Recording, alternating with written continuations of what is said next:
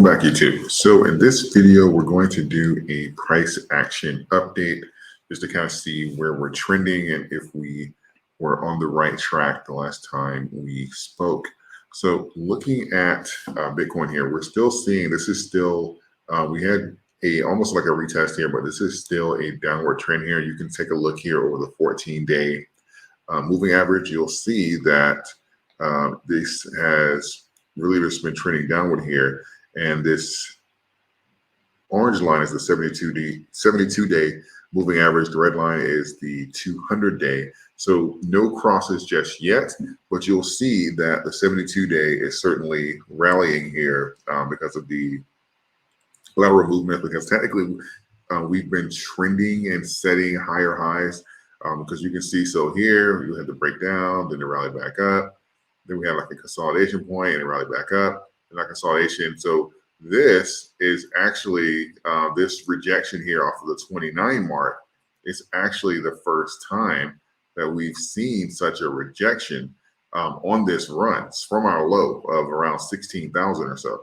Well, I guess around like 15,000. But this is the first time we've seen the rejection come in at a lower low than versus retesting at a higher high before getting rejected.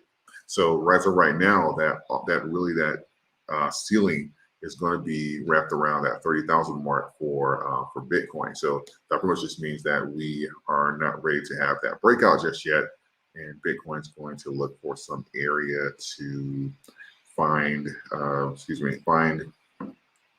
additional liquidity. Maybe we can take a look here, even before the previous test around 30 mark.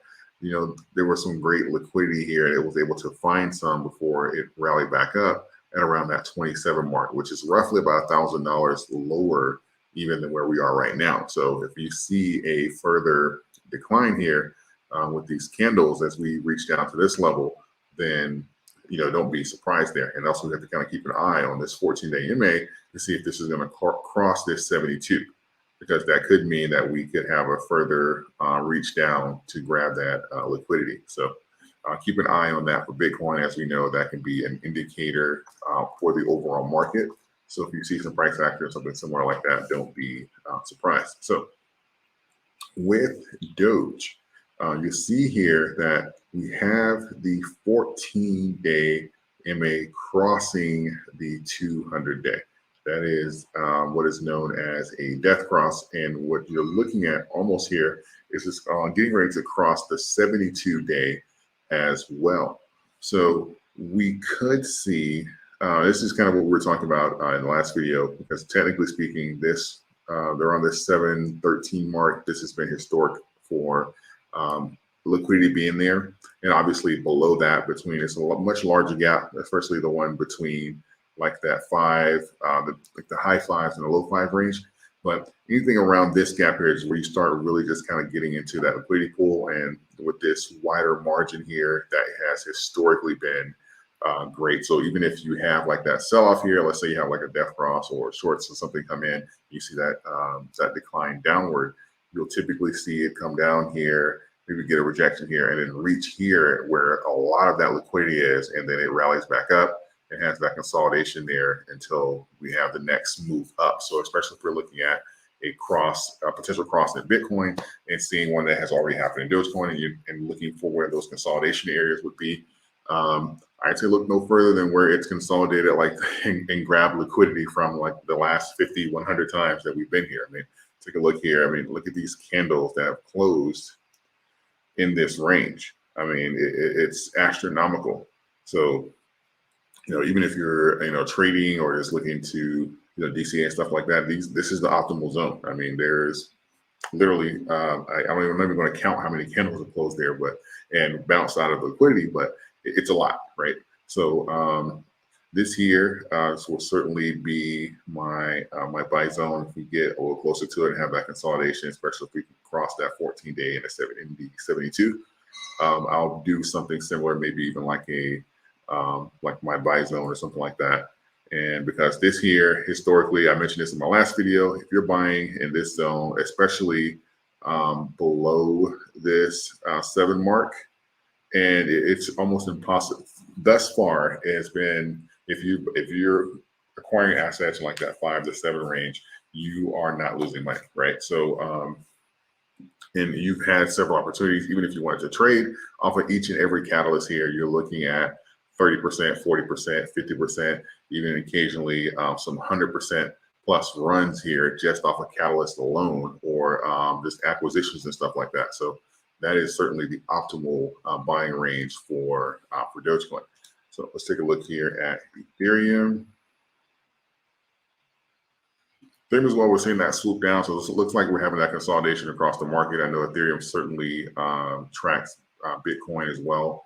And we see this bend here in the 14-day and positioning itself where we may have that cross at the 72-day as well. So it's looking like we may get some crosses all across the board here. We'll check on Cardano here in a moment, but it's looking like we may get some crosses here all across the board. So just kind of keep that in mind as we're charting this. And we'll see if Ethereum is going to grab some of that liquidity down here, roughly around the 17-13 mark. We've seen it on both sides, whether that be providing resistance and turning into support here. So that is roughly about $100 lower than where we are right now. So we may see some further sell-offs coming forward, similar to what we're seeing or what the charts is telling us with Bitcoin and Doge and stuff like that as well.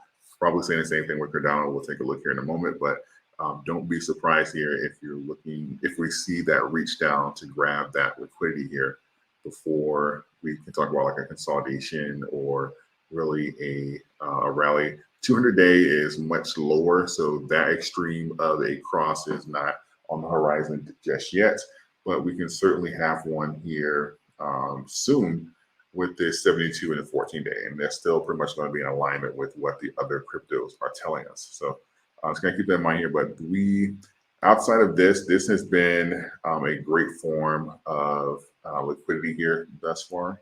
So I would say if we're looking to do something below that, we have to start considering like the 14, low 14 to mid 14 range, and of course filling some of those gaps as well. So that's just something to keep an eye on for Ethereum. Let's take a look here at Cardano.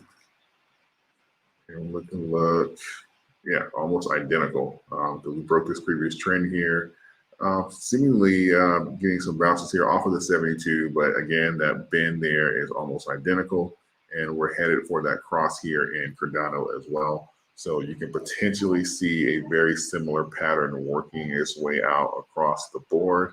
And grabbing liquidity here. This is certainly a little bit more choppy than the rest, but where we grabbed liquidity from the last time we're at similar levels was around the 35 range. So we're looking at maybe like another 4-cent decline or so. There has been some support briefly where we are right now. So around like maybe like a penny lower, around 37. But the indicators and stuff that we're seeing in the market across the board is saying that we're very likely positioning ourselves for a consolidation to grab some of those liquidity. Bitcoin is having trouble with the $30,000 mark. That is certainly an indicator for the overall market. Before you start saying, bull run, and this is, we're retesting, heading toward 50 and stuff like that, you have to look at what the charts are telling you. And it's saying that we're not quite ready yet. You can just kind of call it like a test run and stuff like that, and testing out those zones and seeing how much buying pressure and stuff is there. But the charts are telling you that not quite.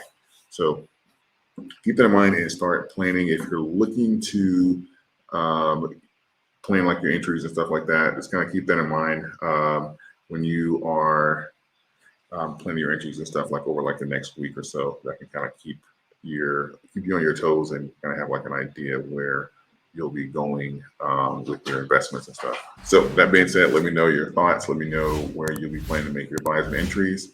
Like, comment, subscribe for more, and I will see you guys in the next video.